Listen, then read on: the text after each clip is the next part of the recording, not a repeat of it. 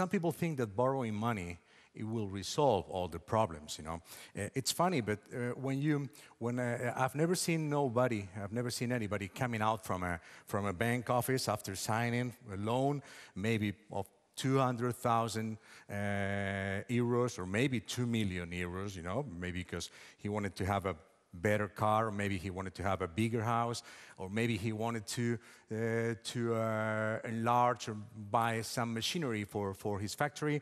And instead of coming out and say, oh my God, I'm married with this bank for the next 25 years and I have to pay 2,000 euros per month, you know, they come out and say, oh, great, I got all this money, you know, and they don't realize they have to pay it back. Well, just some of the questions that we have to think about when we are talking about credit, when we are talking about banks, and when we are talking about public debt, and we are talking about the money that our countries have to pay back.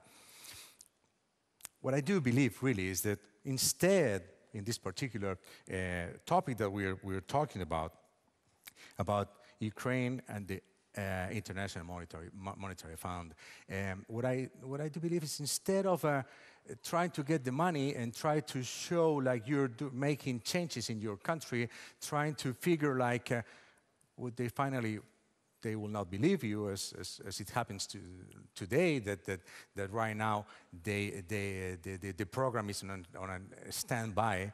Well, why don't you really believe that those kind of changes, those kind of reforms have to be made? Why don't you really make a political commitment with your nation in order to make all those changes?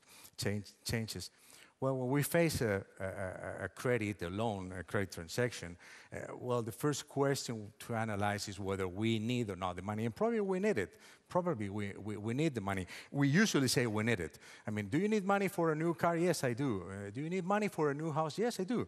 Do you need money to pay your debt? Yes, I do. So that's a question that the answer is usually affirmative. And in spite of that, and I have some more figures that we'll talk about later, maybe, but I'm going to try to be on time. But the big thing is that even though, under my particular point of view, and our economy is coming down instead of growing like yours, in spite of that, we are doing the reforms, we are making the changes, but we are going to try not to take the money. We are going to try to recover credibility, to recover trust, and take the money from private and not from the European Union unless the conditions are really fair, really that they don't hurt as much as the changes we are making, they are hurting our people. That's about my point that we'll keep talking about later. Thank you very much.